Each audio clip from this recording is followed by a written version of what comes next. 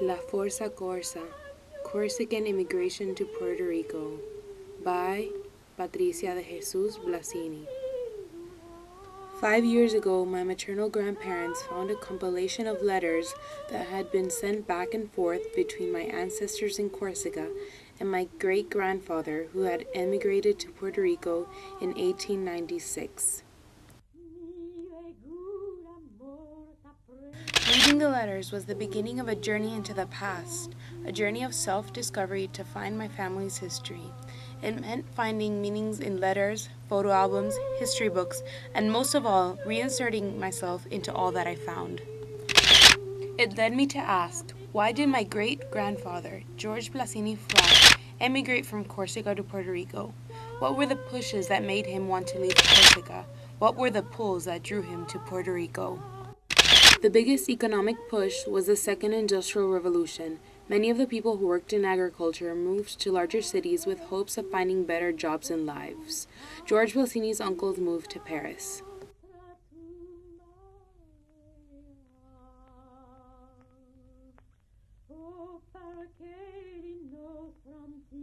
At the same time, rural to urban migration increased because of widespread crop failure due to long periods of drought and crop disease.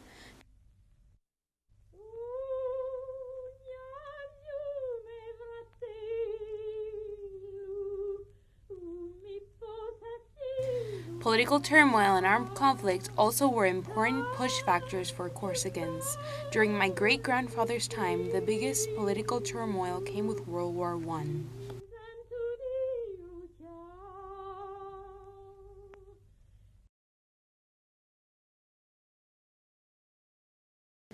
By 1850, Spain had lost all of its territories in South and Central America and believed that an influx of Catholic immigrants would provide a loyal base of support for the crown. This is a Catholic church in Corsica that demonstrates the religious fervor of the area. In 1815, King Ferdinand VII issued the Real Cédula de Gracias, whose aim was to foster immigration of Catholics of non-Hispanic origin to Cuba and Puerto Rico. Free land was offered to populate the islands with the condition that they swear their allegiance to the Spanish crown and the Roman Catholic Church. Another pull factor was the geographical similarity between the islands of Puerto Rico and Corsica. Both islands are mountainous in the center and have fertile land for growing crops. Thus, thousands of Corsicans settled in the southern part of the island, which had a low population in comparison to the north. Most Corsicans, including my great-grandfather, settled in a town called Yauco, the center of the Puerto Rican coffee industry. They developed the dry southern pieces of land that the government had given them, building the island's first modern irrigation system. However, Corsicans faced many difficulties in adapting to Puerto Rico's constant heat and humid weather. Their inability to cope with the climate was an explanation they often used to complain about diseases they caught in Puerto Rico.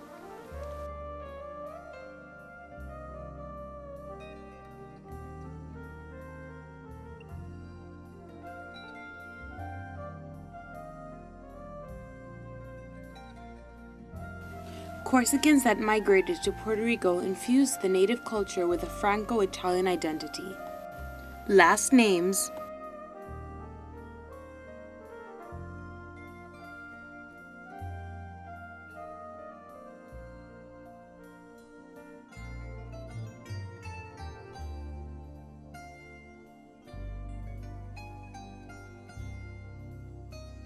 A strong sense of family ties and alliances, a typical trademark of the Corsican political structure. The name in the square is my grandfather, also called George Blasini. By the 1860s, the Corsican settlers were the leaders of the coffee industry in Puerto Rico, and 7 out of 10 coffee plantations were owned by Corsicans. The Mariani family of Yauco decided on 2 courses of action which would strengthen their coffee industry. First, a cotton gin was used to dehusk coffee cherries. Second, they sent 2 representatives to visit important European coffee buying centers. This visit to Europe was a success, and thus Puerto Rico became an important member of the worldwide coffee industry. The descendants of the Corsican settlers would become important players in the fields of education, literature, journalism, and politics. Historian Héctor Negroni researched the Corsican-Puerto Rican connection and has thus contributed a wealth of information about Puerto Rico's ties with Corsica. Today, the town of Yauco is known as both the Corsican town and the coffee town. The Mansión Negroni was built around 1850 by Francisco Negroni Matei. Later, it was passed on to the Agostini family, which made its fortune in the exportation of coffee. Ángel Pedro Agostini is credited with inventing the coffee grinder.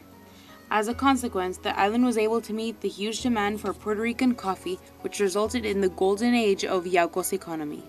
The first public high school in Yauco was called Santiago Negroni High School, in honor of this distinguished educator from Yauco. He was the founder of the Association of Teachers of Puerto Rico and served as its first president. There is also a plaque commemorating those Yauco Corsicans who fought and died in all the wars that the United States fought in, which include World War I, World War II, Korean War, Vietnam War, and the Persian Gulf War. There is a memorial in Yauco with the inscription that reads, "To the memory of our citizens of Corsican origin, France, who in the 19th century became rooted in our town, who have enriched our culture with their traditions, and helped our progress with their dedicated work. The municipality of Yauco pays them homage."